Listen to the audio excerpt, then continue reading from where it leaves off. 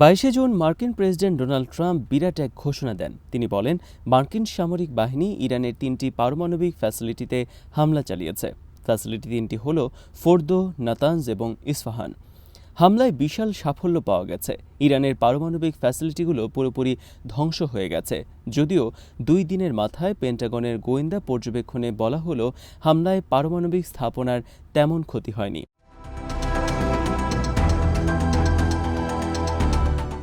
হামলার পর জাতিসংঘ প্রায় সাথে সাথেই প্রতিক্রিয়া জানিয়েছে। জাতিসংঘের মহাসচিব অ্যান্টনিও গুতেরেস মার্কিন হামলাকে বিপজ্জনক পদক্ষেপ আখ্যা দিয়েছেন। তিনি বলেন, এই অঞ্চল এমনিতেই উত্তেজনার মধ্যে আছে। এই হামলা শান্তিকে আরও হুমকিতে ঠেলে দেবে। শুধু আঞ্চলিক নয়, বৈশ্বিক নিরাপত্তা এতে ব্যাহত হবে।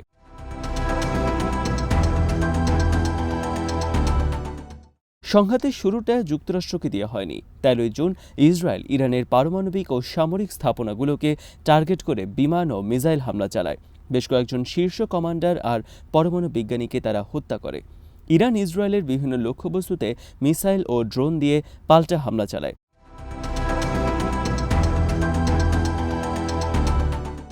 শুধু ইরানের পারমাণবিক কর্মসূচি ইসরায়েলের টার্গেট ছিল না। 30 বছরেরও বেশি সময় ধরে ইসরায়েলের আজকের প্রধানমন্ত্রী বেনিয়ামিন নেতানিয়াহু বলে আসছেন যে ইরান পারমাণবিক বোমা তৈরির দ্বারপ্রান্তে চলে গেছে। এই দাবি তারা কোনোদিনই প্রমাণ করতে পারেনি। বিশ্লেষকরা বলছেন, নেতানিয়াহুর আসল উদ্দেশ্য হল ইরানের সরকারকে উৎখাত করা।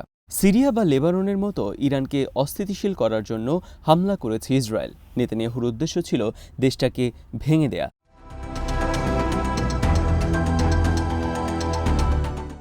যুক্তরাষ্ট্র এবং ইউরোপ ও ন্যাটোর মতো অন্য মিত্রদেরকে সাথে নিয়ে ইসরায়েল এই হামলার পরিকল্পনা করেছিল বলে মনে হয়। সরাসরি বা পরোক্ষভাবে তারা এই যুদ্ধকে সমর্থন দিয়েছে। 1990-এর দশক থেকে নেতানিয়াহু যুক্তরাষ্ট্রকে ইরানের বিরুদ্ধে যুদ্ধে টেনে আনার চেষ্টা করে আসছে। আগের মার্কিন প্রেসিডেন্টরা এটা এড়িয়ে গিয়েছিলেন।